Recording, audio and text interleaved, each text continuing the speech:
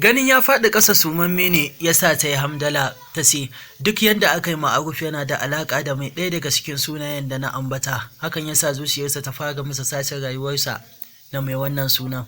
Ya Allah, Allah ka sa ka da ma'aruf ya dawo hayyacinsa har sai bayan mun yi aure. Bayan kwana biyu zaune take ita da ƙawarta Lare a falo inda Laila take cewa su Lare manya ya kwana biyu.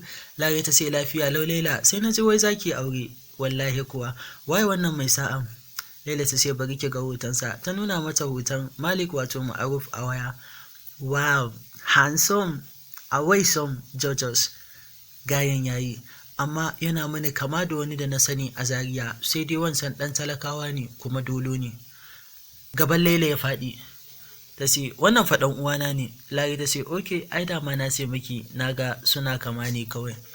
Ku ci gaba da kasancewa tare da ni Ismail Modibo Zaria a cikin littafin Izina littafi na 2 kuma bangare na 2. Ta daɗe tana tunanin maganar Lare a zuciyarta, yana mini kama da wani da na sani a Zaria. Da sauri ta tashi ta fita ɗakin zuwa ɗakin Malik. Har ya yi shirin basi, Laila ta kwankwasa masa ƙofa, ya tashi cikin mamaki ya buɗe mata. My dear, ya lafiya dai? Laila ta yi murmushi ta ce, lafiya lau, na ji babanmu ya ce zai aike ka Zaria shigar da wasu kaya ko? Malik ya ce haka ne, to duk yadda za ka yi domin ka ga cewa ba kai aka tura ba. Lafiya? Yanzu ne basi ya fara ɗiba ta sai ne mafarkin ka tafi ka yi hatsarin mota. Malik ya yi shiru na wani lokaci kafin ya ce to shikenan ba za ni ba insha Allahu. A san Kaduna kuwa, al'amuran hauka sun ci gaba da tafiyar ma Latifa a inda haɗanta ya fara wayo. A kullum tana goye da shi inda take tafiya layi-layi, tana ci gaba da aiwatar da hawakanta cikin tsananin ban tausayi. Can kuwa Abuja ɓangaren Mujahid, mahaifiyarsa ne take ce masa ni a ganina tunda ayar Allah ta sauka akan Latifa, ga ƙawarta Labiba mana, na ga ita ma kyakkyawa ne, me zai hana ka aure ta? Mujahid ya ce ni ma na yi wannan tunanin mama. To amma sai dai san Latifa ba zai taɓa gogewa a zuciyata ba, kuma da wani idan zan kalli Latifa idan ta dawo. Maman Mujahid ta ce kada ka manta da cewa fa Latifa ba ta son ka, duk da cewa bata kore ka ba amma bata amince ba soyayyar ka ba, saboda haka kana da babbar rizin na auren Labiba. Mujahid ya ce to shikenan mama, zan aiwatar da yanda kike so. Mujahid ne da Labiba a ƙayataccen wajen shakatawa inda take ce masa na yi mamakin ma yanda aka yi ka samu lambata bare kuma kiran. Mujahid ya yi murmushi ya ce na sani Labiba, so nake ki maye gurbin Latifa a cikin zuciyata. A tsorace Labiba ta kalle shi. Ya kake tsammanin Latifa za ta ɗauke ni idan ta dawo ta ga auren mu? Labiba ba ta sona, siwar Mujahid. Kuma ta riga ta furta ba ta sona, so mu yi soyayyar mu kawai. Latifa ta saki ajiyar zuciya ta ce in dai kuwa haka ne to ba zan ja ma aji ba. Hada-hadar biki sun ci gaba da kankama a Jos, a inda aka ɗaura auren Laila da Malik wato Ma'aruf. Bayan shekara ɗaya, wato su Malik sun tare a Kaduna, Malik ya tare da amaryarsa Laila. A hanzarce yake cikin shirin fita, yayin da Laila ta fito ita ma cikin shiri da tsohon sikinta. Malik ya ce, my dear, kin so ɓata mini time. Laila ta marere shi ta ce, my love, jikin nawa ne wallahi yayi nauyi. To, mu je kar mu yi lati. Tare suka fita kai tsaye a inda suka fara tafiya, Laila ta tsaida shi ta ce, my love please mu tsaya mu sayi gyaɗaisa. Ok, suka yi fakin motar su suka fito suka nufi wajen wata mai gyaɗa. A san gefe kuwa Latifa sai tare da ɗanta ta hango shi. A aise ta taho ita da ɗanta cikin murna. Malik bai juyo ba har ta iso gare shi. Malik ta dakunan masa riga, shi da Laila suka juyo a fusashe. Cikin fushi ya ce wannan hukar taki wace kala ce, kawai da ganin mutum kin wani kama masa riga. Latifa ta ce Malik ka manta ni? Ka manta Latifa? Ashe baka mutu ba Malik. Malik ya kama kansa, kwakwalwarsa ta fara masa sasin. Mutane suka taru suka fara kallo, yayin da ita kuma Latifa ta dawo cikin hankalinta a kallo ɗaya da ta yi ma Malik. Kafin a farga ya faɗi ƙasa sumamme, Laila ta ƙwalla ihu inda aka taimake ta aka ɗauki Malik zuwa asibiti. Bayan an ba su gado an dudduba shi zuwa wasu awanni, yayin da Latifa take waje take ƙoƙarin ta ga Malik. Sambatu take tana kuka tana ku bar ni na gansa, saboda shi na baro daular gidanmu da gata na, saboda shi na haukace gashi har na haifi shege. A san ɗakin kuwa Laila ne gaban Malik ta ƙura masa ido sai ta ga ya motsa, zuwa can ya fara surutai. Mama ya farka a firgice. Laila ta tausa shi, my love kar ka je makan ka siyo. Ina mama? Tsoro ya kama ta, ta tashi ta je ta taho da daktar. Bayan sun duba shi suka ƙara mishi wasu allurai wanda ya ƙara sa shi bacci na wani lokaci. Da farkawarsa ƙwaƙwalwarsa ta dawo yadda take a da, a inda ya ba ma Laila labarin rayuwarsa ta baya. Cikin zubar da hawaye Laila ta ce, tabbas wannan malami ya ba babana sa'a ne don ya ceto ka. Lallai Latifa a bar tausayi ce, kuma ishara sai kamata masu jijji da kai da wulaƙanta masu neman aurensu. Malik ya ce, gobe ne za mu Zaria my dear, tabbas zan gama mahaifiyata. Su gaba da kasancewa tare da ni Ismail Modibo Zaria a cikin wannan takaitaccen labari na izina.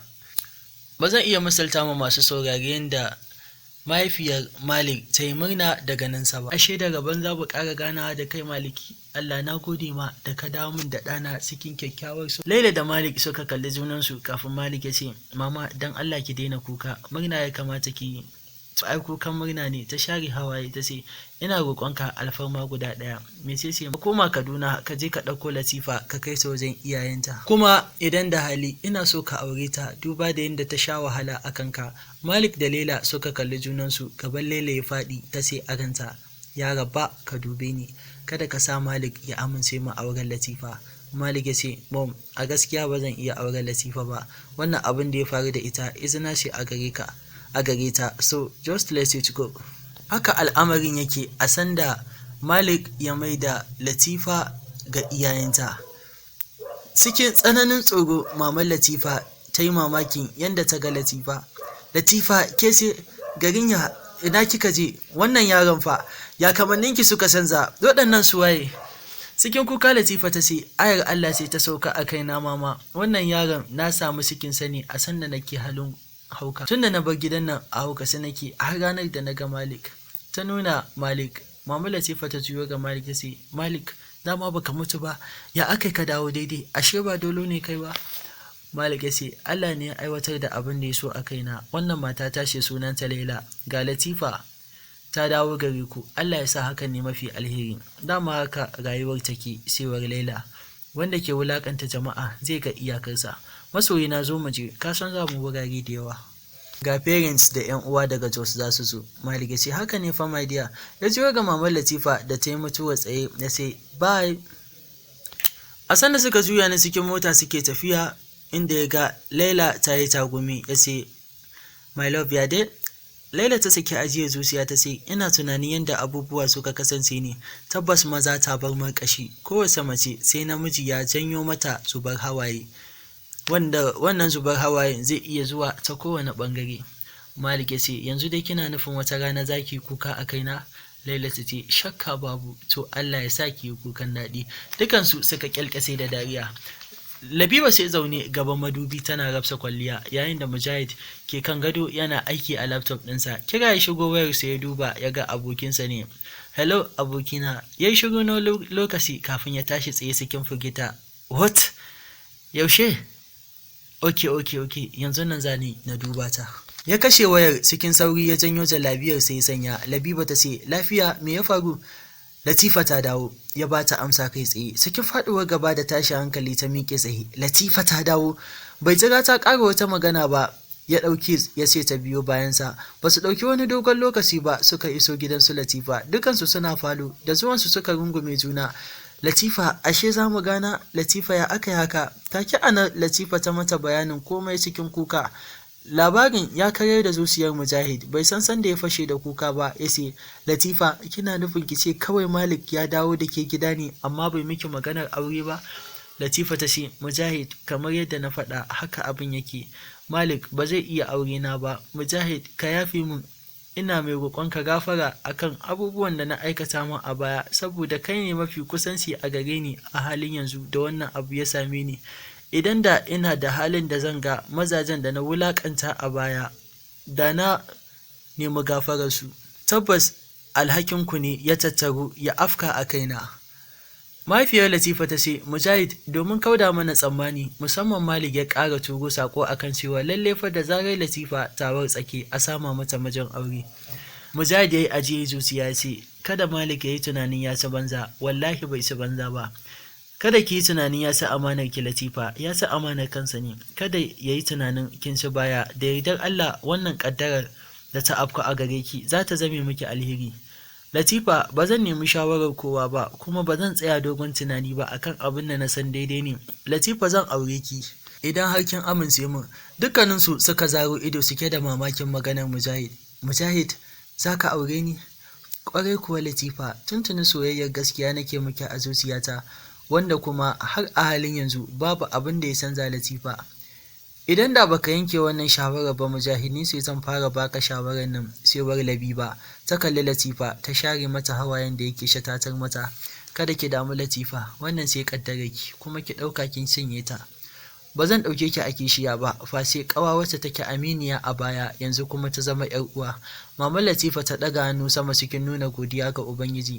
Allah, na gode ma da ka jarabci ‘yata, ka kuma nufa ta cinye jarabawarta, ka kuma musanya mata da mafi alheri a rayuwarta. Latifa ta ce, hakika wannan shine dalilin da yasa na kasa korar Mujahid a lokacin da nake cikin ruɗin duniya. Shine dalilin da yasa na ji ko da ba na son sa ban tsane shi ba. Hakika sahihiyar hanyar fahimtar masoyi na gaskiya shine idan wani mummunar abu ya same ka ba zai guje ka ba, a sannan ne zai nuna maka halacci. Kamar yadda Abdul Gafar ya yi masa Sadiqa halacci, ta kalli Mujahid ta ce, sai dai ina tsoron kada labari ya sauya kamar yadda Abdul Gafar ya yi masa Sadiqa daga baya. Mujahid ya murmushi ya ce, Latifa, duk da cewa har yanzu Ismail Modibo Zaria bai gaya mana dalilin da ya sa Abdul Gafar ya kashe Sadiqa ba, amma babu wani dalilin da zai janyo na canza daga yanda nake Latifa. Ki sanya a ranki ni naki ne har abada, kuma babu abin da zai raba mu face mutuwa. Dukkaninsu suka kamu da farin ciki mai cike da zubar hawaye. Wannan shine ƙarshen littafin Izina, littafi na 2. Ni Ismail Modibo Zaria nake cewa maɗu a cikin littafin Izina, littafi na 3 domin jin yanda abubuwan kuma za su ci gaba da tafiya. Tabbas tsugunni ba ta ƙare ba, domin kuwa Malik bai kyauta ba.